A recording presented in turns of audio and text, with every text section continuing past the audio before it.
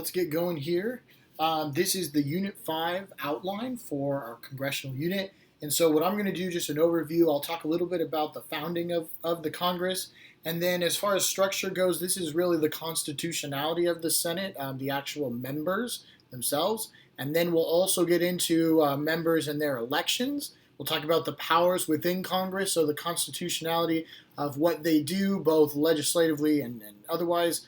We'll talk about the leadership. For your test, you need to know the 116th congressional leadership. Some of that will change for the 117th, but you need to know 116.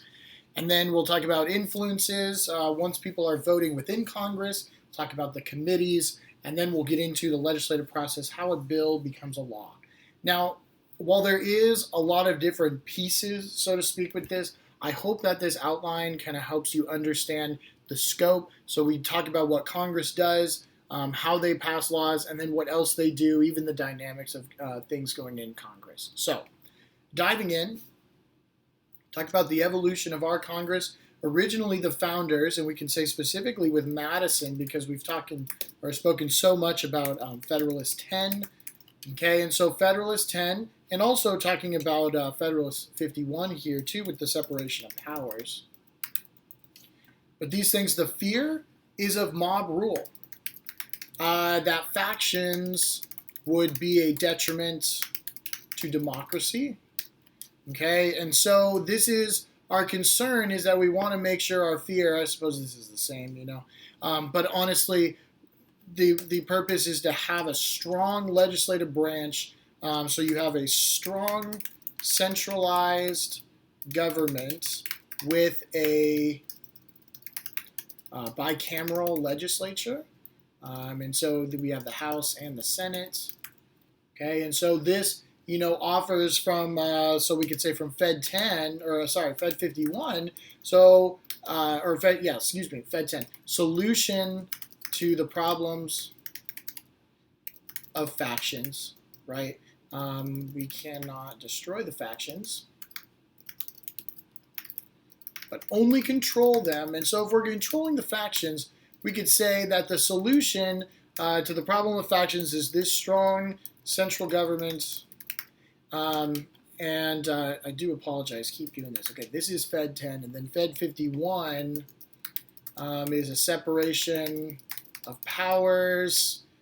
Congress, and this goes into the expectation too, that Congress will be the strongest branch. That is also why it is Article 1. That's why Article 1 is the longest. And so Congress will be this strongest branch. And to make sure we can still control Congress, we separate Congress, we'll say congressional powers, into two branches. Okay, cool. Thanks, Google. All right, cool. All right. So that's just kind of the intention here. Conflict with the distribution over power within Congress. This goes back to things like the 3/5 compromise. Okay, and so with the 3/5 compromise, basically what we have is apportionment for states like Virginia that have a very large slave population. They will account for 3/5 as a person.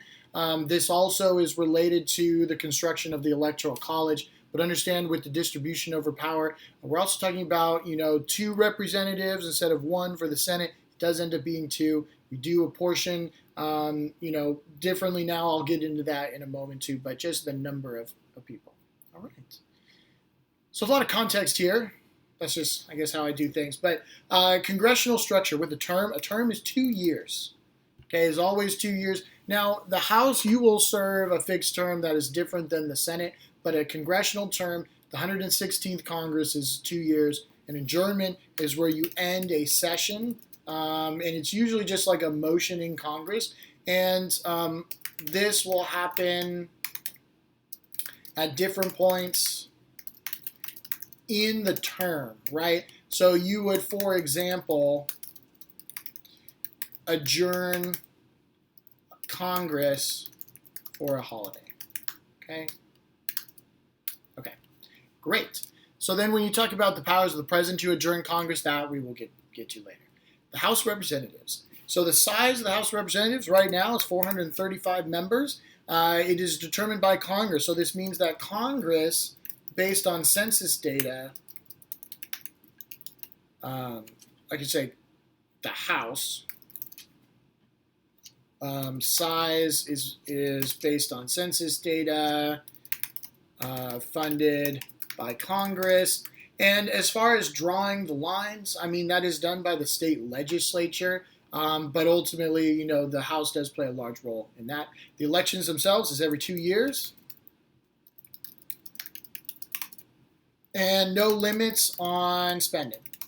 That's only the president. Basis of representation. This is based on your district.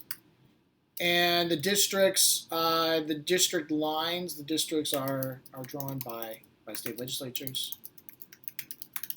Okay. And then the demographic trends of the House, more diverse than the Senate, but not indicative of America's diversity, we could say, right? So is Congress a symbol of American diversity? No.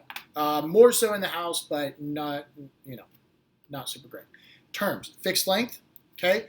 When you talk about the fixed length here, like I said, 2-year term. So if you're in the House, you have to run for election or re-election every 2 years. The effect is that limited amount of time to learn how to do the job of a congressman. Okay, so it does take some time. It is shorter, but also greater opportunity to bring new ideas in. Talk about the incumbency advantage later. No limits on terms. You can serve forever. Okay. Qualifications: you can be 25 years old. Need to be a citizen. Oops. Last 7 years. And okay. That's it. Okay. You have to reside. Reside in the state you represent. Okay, cool. All right. With the Senate, the Senate is 100 because we have 50 states. If Puerto Rico becomes a state, we would have 102. The election is every 6 years. Okay, and there's no limits on spending. Okay, basis of representation fixed at 2 per state, regardless of population. Okay, and then as far as the term length, as I said, is 6 years. It is staggered, so 1/3 of the Senate is up for election every term. So you would say 435 congressional elections in the House, and then maybe 33 elections in the Senate. And then after 2 years, so say this a different way. The House is up for election every 2 years, 1/3 of the Senate, and then the next 2 years, the next third of the Senate, and then the next 2 years, and then the other third of the Senate. So it's rotating. It's staggered to create stability, keep the status quo. Qualifications for office: you need to be 30 years old. You need to have been a citizen for the last 9 years. You also need to reside in the state that you represent. Okay. Compensation: pretty good, $174,000. Okay, fringe benefits: these are things like pension, retirement, healthcare, the best that could be offered. And then legislative immunity and limited criminal immunity. So like these types of things. So like some petty crimes may not apply. So like Congress may get to park illegally. I mean, it's some limited immunity. And then any offense will be brought before the ethics committee. So, some sort of accountability here. But understand that with the fringe benefits, after 5 years of service, so we would say 3 House terms or 1 Senate term, you get benefits for life. Okay, good. So that's just kind of the makeup of the Congress. So as far as like House versus Senate, need to know those differences. As far as the like bicameralism, the functions of it, we're going to get there in just a moment. Okay. So talking about incumbents. So an incumbent is someone who has been in office before and is running for re-election. And so in the House, it's about 90% re-election rate. And it's between like 60 and 70% in the Senate. Okay.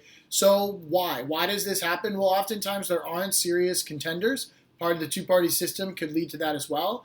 And also people complain that there's this idea of a permanent Congress because the re-election rate is so high. And we know why it's so high. It's because all of the PACs, all of the money is in the incumbent. So other things, franking privileges, ability to send mailers to citizens for free. Now, this is not campaign mailers. This is more of like a name value type of thing. But you get to send it out with the post office. You can hire as many staff members as you want, and they can work on campaign things. So, and they're being paid by the government rather than you are campaigning, you are funding your own staff to run for public office. Also have name recognition. Part of that is sending mailers. You know, when you talk about things like certifying the Electoral College, you get what's called grandstanding. So people in the House want to speak as much as possible to get their name out there, get some recognition. And then the casework. This is also bragging about what you have done in Congress to benefit your district or your state. And this is oftentimes where the port comes in. Okay, and this is, you're including it, 1L, okay, included into another bill. All right. The other thing with incumbency and something that we see over time is this idea of gerrymandering. So remember, difference between redistricting and gerrymandering. Gerrymandering has a negative connotation, whereas you would say redistricting has a neutral connotation. The government engages in the practice of redistricting things, redrawing the lines, because there is a change in population. So we are redistricting, meaning redrawing the lines. And the reason why we are redrawing the lines is because the districts need to be reapportioned. Okay, there is a change. So reapportionment is there is a change in population that requires us to redraw the district lines. So if you're asking why, because each district has to have the same population. Okay, not exactly the same citizens, but in general, the same amount of people. Okay. So gerrymandering, let's give it a color. Let's give it red, right? Okay, red, bad, negative connotation. Gerrymandering is you redraw the lines for political benefit. Okay? So the Republicans will redraw the line so there's more Republicans in that district and they're more likely to win that district. Or or Democrats will do the same thing. They'll move the lines. Oftentimes, and this is, I guess, my joke of just the best bipartisan action in Congress is the Democrats work together to redraw their districts and the Republicans work to redraw districts so they're more Republican. The Democrats win their election. The Republicans win their election. Boom, bipartisan support. Kind of a dark joke, I suppose. But when you talk about this idea of redistricting, we have to do this. Okay, we have to redraw the lines because the population changes. But oftentimes when we do change the lines, it's because of political reasons. People are trying to have a better opportunity, better odds of winning their election because there's more voters that agree with their policies. Okay, so the effects is we have districts become concentrated with GOP or Democratic voters to increase the chances of winning their district. Okay, and so all of this ties all the way back to the incumbency advantage. Part of why people win so much better in the House than in the Senate is because they redraw the lines to cut out Democratic voters in Republican areas and cut out Republican voters in Democratic areas, so then they are much more likely to win. Compound that with all the money and the staffers and these types of benefits, the incumbency advantage in Congress is very strong. Okay. And as far as redrawing the lines, it is done by the state legislature. The state legislature is the one that are actually drawing the line. So in California, our state assembly and state senate in Sacramento will do it. Sometimes you can have those independent commissions where it's actually citizens redrawing the lines. But according to Congress, the only rules are it has to be the same number of people. The lines have to be contiguous. You can't have just like where the line breaks. And really the prohibition is you can't use race as an idea. You can only use the census data of population, number of people. Okay, a lot of politics around that. All right, so continuing on. So now we've established who's in Congress, how they stay there, incumbency. Now let's talk about what does Congress actually do, both by passing laws and the different powers that they have. So Congress is structured to be a bicameral legislature, just means that we have two chambers. Okay, so we have an upper house and a lower house. And part of this is the separation of powers. And there are certain expectations, like the House is more in control of the budgets. Senate deals with foreign affairs. And then the other thing we see is like with a bicameral legislature is it keeps things more moderate. Okay, so having a two-party system in Congress is stable. Okay, it's consistent. There may not be a lot of change or progress, but it is pretty status quo, pretty stable. Okay, some key differences that we have is,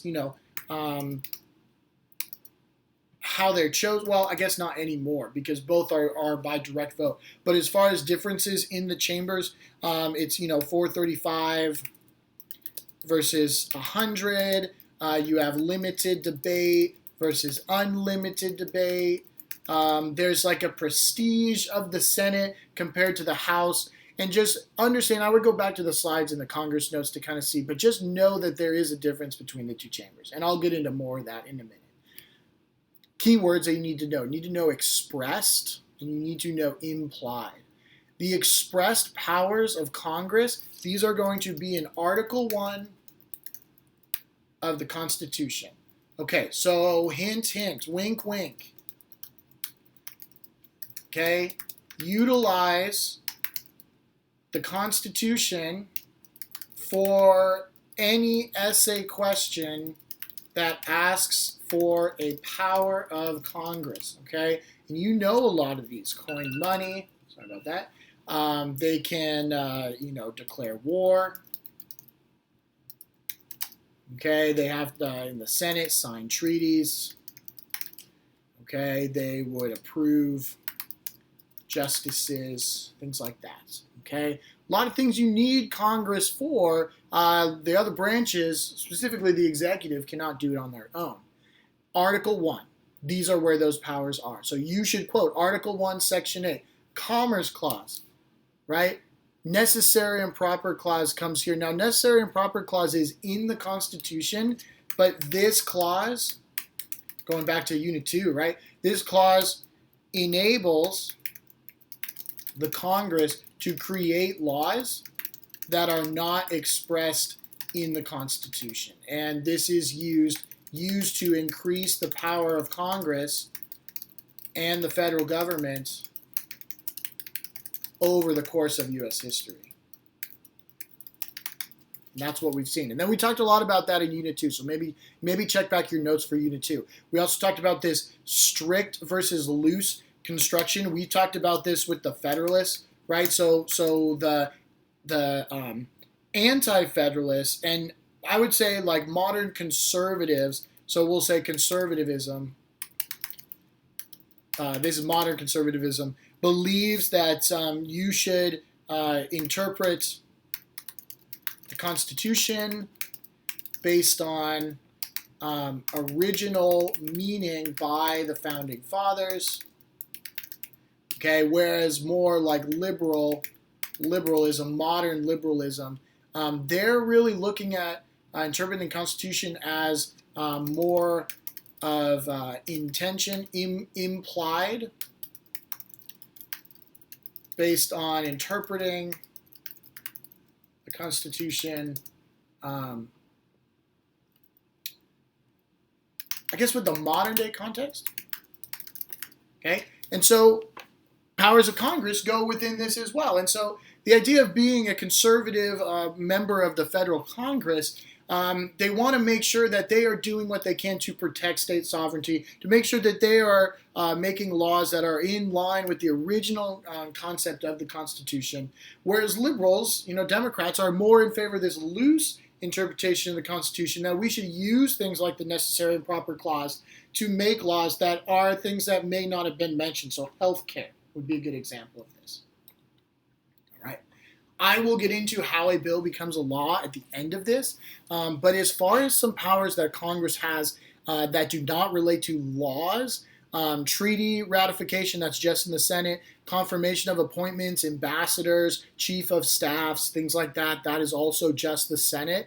Removing from office. Okay, so the impeachment process. So first, it's two steps. Okay, so step one of the impeachment process is you need 51% of the House to impeach the president. Okay, so what this means, impeach, means to bring charges against. It doesn't mean they're guilty. It's saying that they think that there is something that was illegal, and this is the president has committed treason, bribery, or other high crimes and misdemeanors.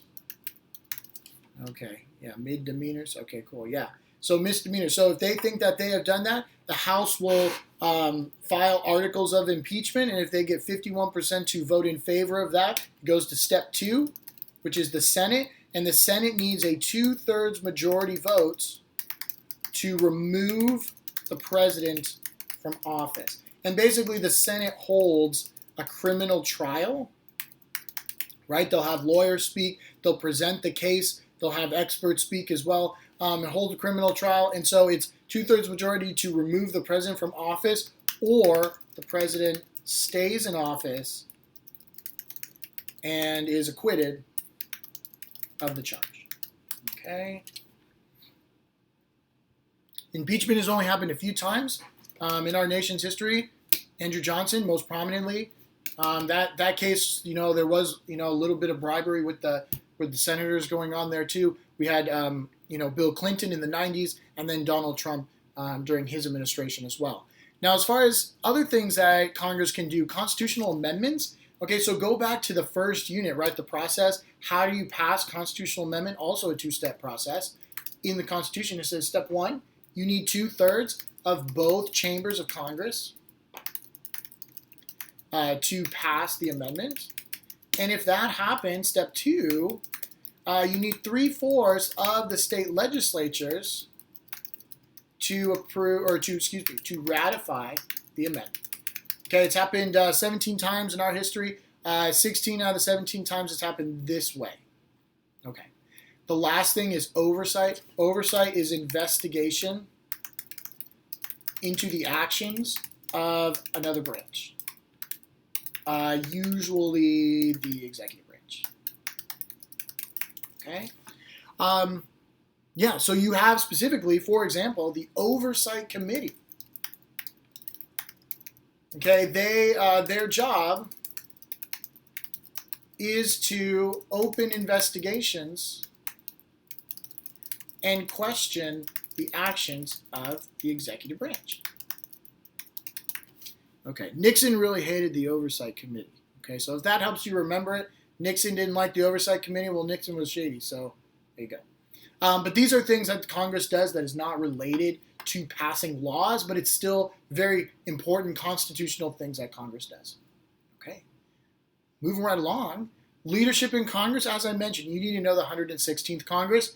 The 116th Congress technically goes till January 3rd, 2021, but because Kamala Harris is not sworn in until January 20th, the 117th Congress with the Democratic leadership does not begin until January 20th.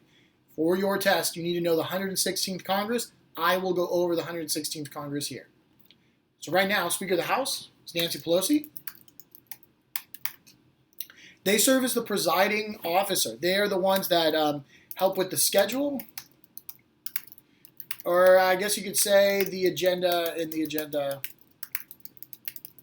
of the party in control.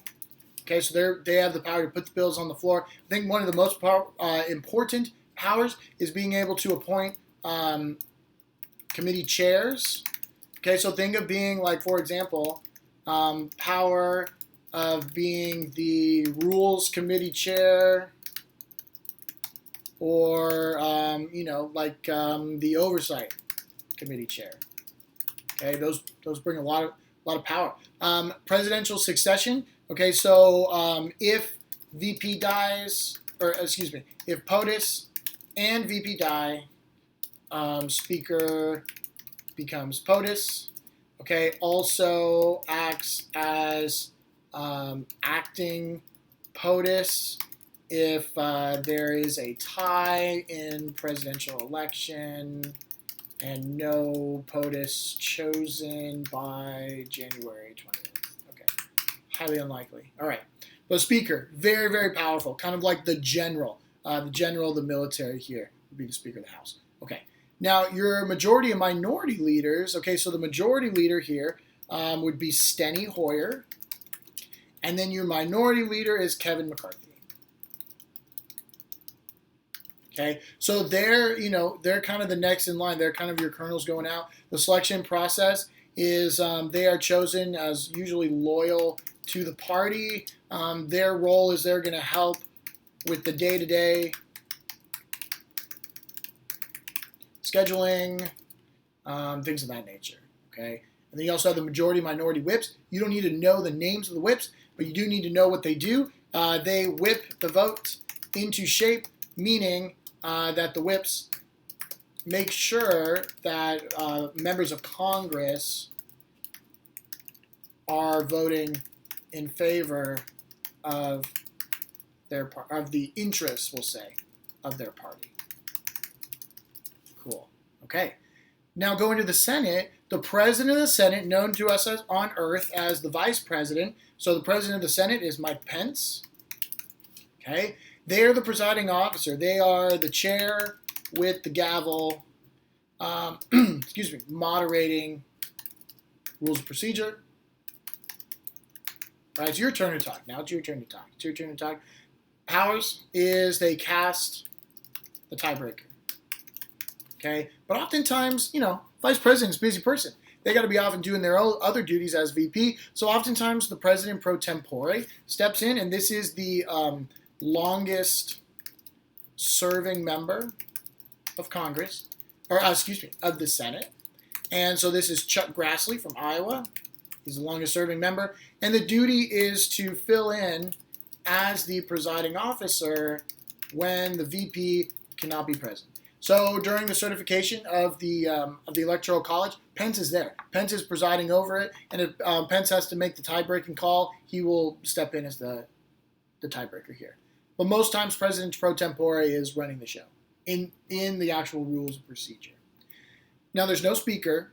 The most powerful people, or the most powerful person in the Senate, is the Senate Majority Leader. This is Mitch McConnell. Okay, and the Minority Leader is Chuck Schumer.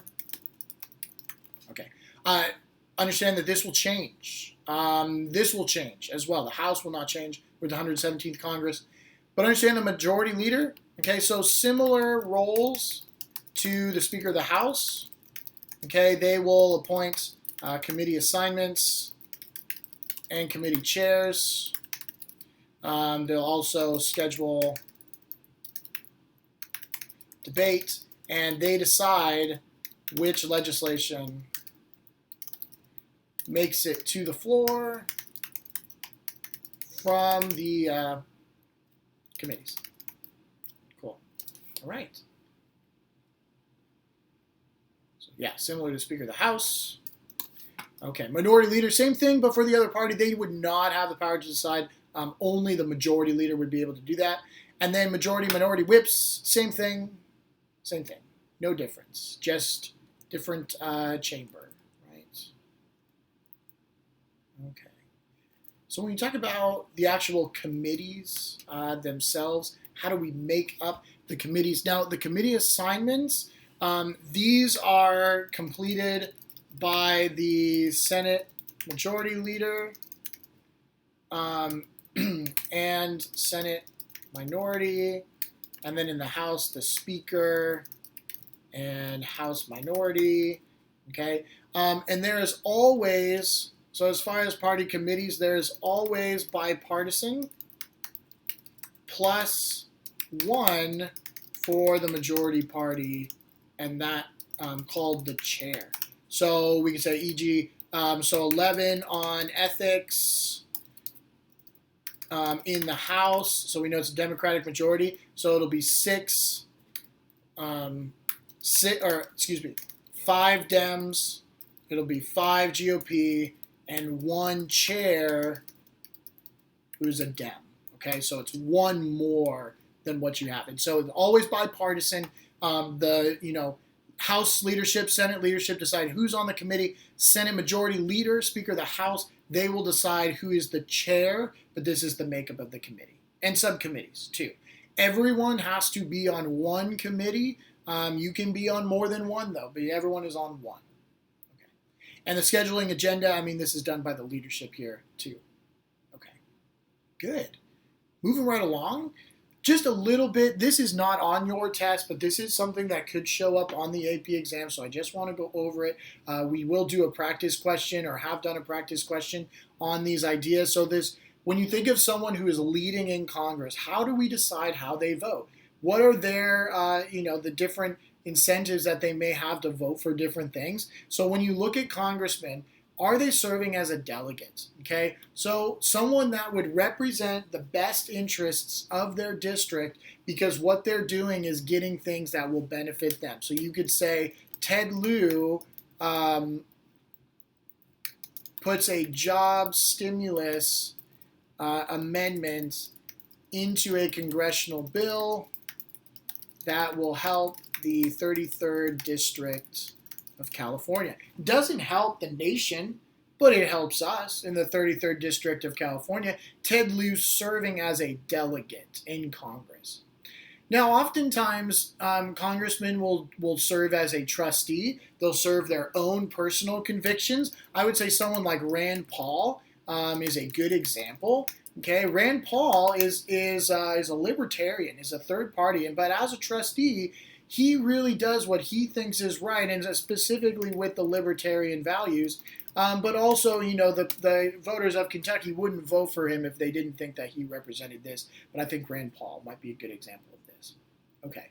Now, someone who's a politico, and oftentimes, like this is taken on, you can have more than one role, obviously. But the political role is definitely something that has to be considered when you're looking at Congress, because how do they decide? Is it based on what's good for the constituents, or are they doing what's based on what's good for them, or are they doing what's meant for them with the party leadership? That's where the whips come in, and balancing the other agendas of the other congressmen, of the agendas of the leadership.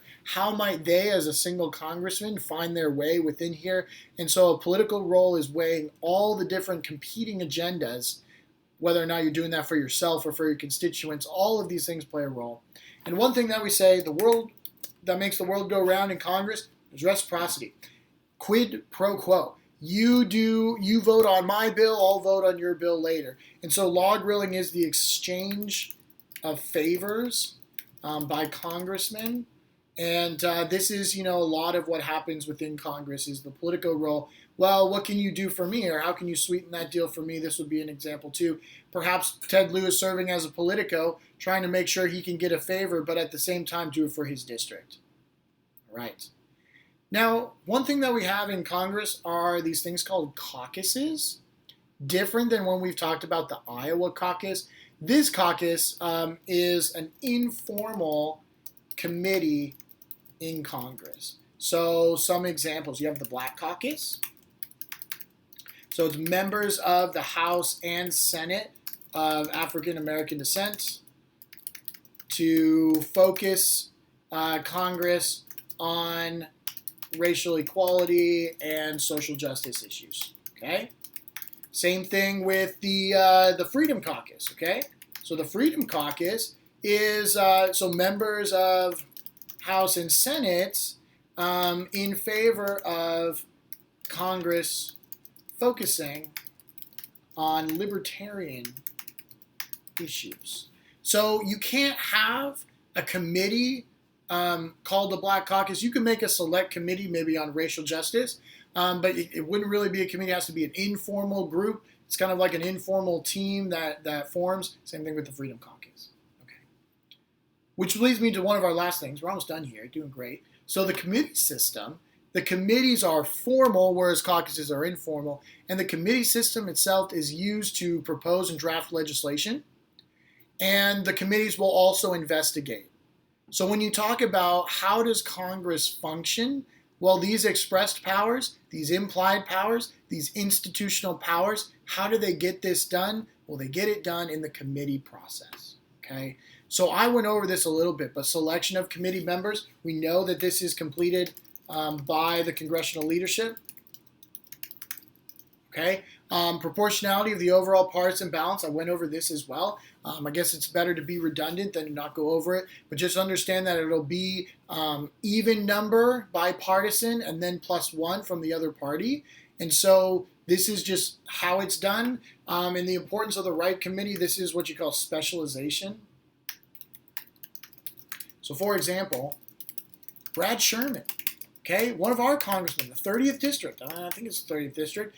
Brad Sherman was a CPA in the private sector. He was an accountant. Man, if I okay.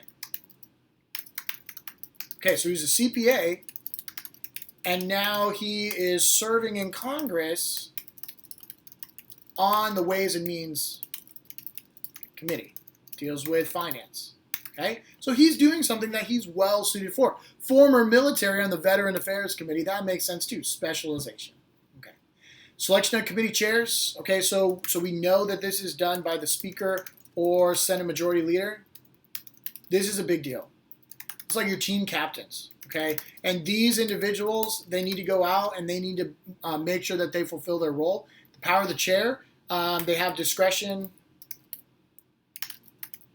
over work being done in committee, right? So they can decide how things progress, meetings to move legislation to the next step, or or you could say the power of the chair, initiate an investigation, something like that. Also power as chair of the Rules Committee. Whether or not things go to the House floor, too. The selection criteria usually is usually because of loyalty to the party. So you would really be serving as like a Politico type of role, right? So I can put that here too. Usually someone who does well as a Politico. So I would say Nadler as chair of the House Oversight Committee. Yeah. Okay, cool. And then evaluation of the seniority system. I mean, truthfully, it's a lot of what I covered too. Oftentimes, you will, so I guess I'll just add one point about seniority. Chairs and are more likely chosen from experienced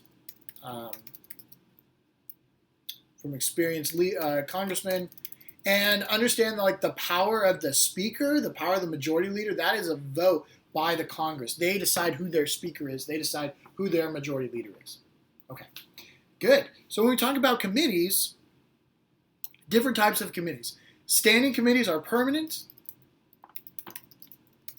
and oftentimes exist in the House and the Senate. So we'll say foreign affairs. Okay. Now, these standing committees will pass laws. They will also participate in oversight by investigating other branches. Okay. Standing committees, permanent. These are the major organs of, of Congress. Okay. There's also a conference committee. These are temporarily formed when a bill passes in the House and Senate. They works to merge the content of the House version and Senate version of the bills. Okay, this committee will then disband once it completes its objective. Okay, cool. And as far as select committees are, oftentimes in one chamber or are joint committees. So House and Senate members together. And this is, okay, so like two cases, it's very specific. Okay, so we'd say like e.g. Indian Affairs, right? And then, or it's also like an emergency or like ad hoc is what it's called, or Latin. So very specific, we could say like Committee on Climate Change. Okay, so I guess this would kind of be both. Climate change, more specific than a standing committee. Also, emergency, more like pressing matter today. But if there's a data breach, we could create a select committee for that. Okay, and then a joint committee is House and Senate members together. Only 4 total. So we could say is the Joint Committee on Printing, right? Joint Committee on Taxation, Super Fund. Okay. Need to know the differences between these. Need to know, hypothetically, if Congress were to do something, what might be the best way for them to do it. Okay. All right. Last part. Made it to the end. So we talked about Schoolhouse Rock. I'm just a Bill. I'm only a Bill. Sitting here on Capitol Hill, and it's very difficult to get all the way to the end. But that's what we're going to do, is we're going to try and see what this would look like. So, beginning of the process, it is meant to be a formal introduction. It's meant to be the most powerful branch, the ability of the federal Congress to make laws. Their powers, by splitting them into 2 chambers, is enough to separate the powers. But we're going to go through what the process is to pass a law. Okay. Starts in committee. So when we talk about the majority leaders starting a new term in Congress, fresh new term, they're going to have an agenda. They're going to have things that they want to put into action. They're going to have goals with what legislation they're actually going to propose. But let's say they're proposing like a tax change, right? We're gonna have tax cuts or something like that. Okay. So strategy to the committee assignment. Where are we going to start it? Which standing committee would best serve us to provide tax cuts, for the middle class? Okay. So we would go to the taxation subcommittee. We're just guessing. That would probably be the best place to start. And then we would go eventually from the taxation subcommittee into the full committee, Ways and Means. But we're working on our bill. We're going to conduct hearings. We're going to interview experts. We're going to bring in experts. We're going to talk about what we want in this bill. We're going to add amendments to this bill. And in the committee process, in the committees, in the rooms of the congressional offices, we're going to write the bill. And then what we're going to do is we are going to go to the House Rules Committee. And within the House Rules Committee, they're going to offer a pass or kill on our bill. They're going to say, you did a good job on your bill. Green light, go ahead. Or they're going to say, red light, it's not good enough, go back. Or they can even kill your bill. So we go through the committees. We found the right committee. We did work on our bill. Rules Committee said, good job, go ahead. Amendments can be passed. There's only a short amount of time. Okay? And ultimately, a bill is passed in the House. Does this happen in the Senate? No. Who conducts the actions of the Rules Committee, like in the House? The Senate Majority Leader. is the traffic cop. Okay. So now we're on the full floor. The reason why we have these deterrents is to make sure only the best comes to the full floor. We only debate the best possible bills. And so going through it, we're going to debate it on the full floor. And so this would be 435 House members get a limited amount of time to debate the bill. And then 100 senators get unlimited time to debate the bill. Okay? And so in the Senate, what happens is they can filibuster. This is usually a threat, does not necessarily happen every time. Okay? In the Senate, excuse me, you only need 51% to pass a bill. In the House, you only need 51% to pass a bill. But in the Senate, you have this like back pocket, secret power that you can throw in there and you can say, okay, you know what? I'm going to filibuster.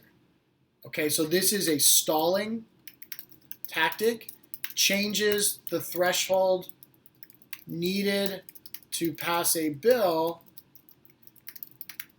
Actually, changes the threshold needed to continue debate from 51% to 60%. Okay, you need 60 voters to end the debate.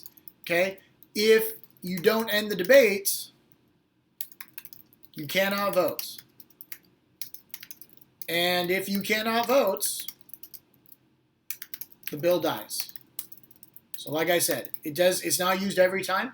I think a good example is with ending policies of Jim Crow. Okay, tactical use, for example, utilized during the Civil Rights Movement. You could say George Wallace, for example, and Strom Thurmond. Actually, George Wallace was governor, excuse me. But Strom Thurmond. Okay.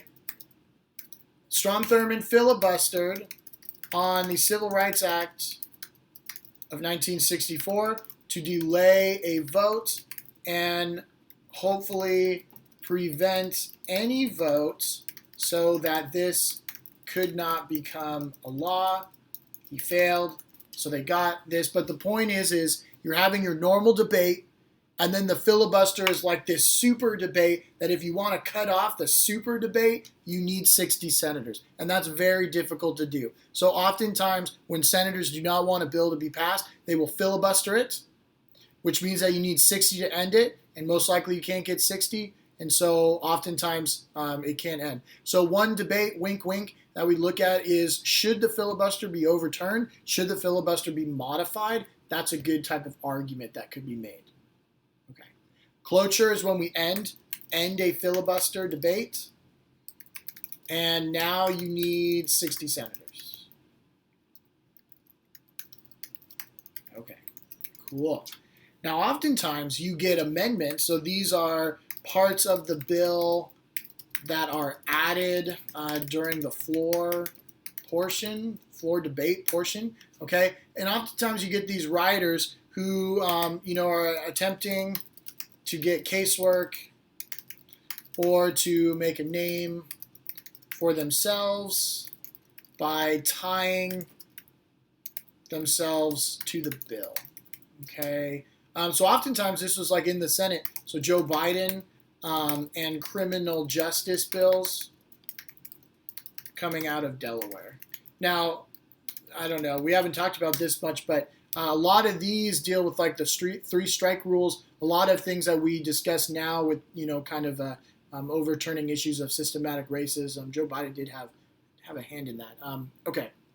So what we've covered. We started in the committee. Goes through the committee, goes to the full floor. Full floor gets to talk it out. Sometimes in the Senate you'll have a filibuster. Oftentimes you'll have amendments. People will throw in that pork. So during the floor action, that's when people throw in pork, get some things for their district. And then we go to the conference committee portion. So this happens after you get 51% vote in the House and 51% vote in the Senate, and then we could say, or, 60, or we could say, or cloture vote in Senate, and then 51%, right? Something like that. Okay. role of the conference committee, as I mentioned before, but really just understand the role of the conference committee is to iron out details and merge the House version and Senate version of the bill into one bill to be passed by 51% in the House again, and 51% in the Senate again. Okay? But again, honestly, the bill can die at any time, but understand that if it passes once in the Senate and once in the House, it'll probably pass again. Okay? So the president has a choice to sign. They have 10 days to sign, or the bill dies. Okay? And, in that case, that's what you call a pocket veto. Technically, president will have to adjourn Congress, so we can get into that later, so maybe get rid of that. Okay. But then the Congress can, or president can veto, so they can say no to the bill, just an example of checks and balances. Okay? And Congress can override the veto if you can get 2/3 of the House and 2/3 of the Senate to vote. And this rarely happens. It's happened once during the Trump administration. Andrew Johnson had 14 vetoes of bills, and 14 times they were overridden, in part why he was impeached, not necessarily serving the will of the people. But I suppose this is already a super long outline here, so I'll cut it here. But this is everything that you need to know as far as Congress. If you have any questions, let me know, and we'll go from there.